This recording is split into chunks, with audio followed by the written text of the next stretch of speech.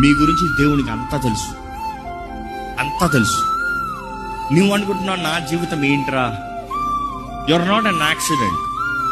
ఏదో దృష్టి లేకుండా ఏదో తల్లిదండ్రులు నిన్ను ఏదో కన్నారని కాదు.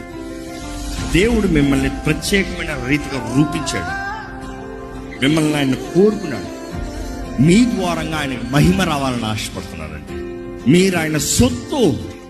మీ కొరకు యేసు ప్రభు వెల చెల్లిస్తానికి ఈ లోకంలోకి వచ్చాడు.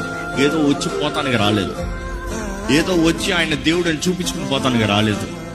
యేసు ప్రభు రాక ఈ లోకానికి ఎందుకు అంటే, తండ్రి నిన్ను ఎంత ప్రేమిస్తున్నాడో చూపిస్తానికి.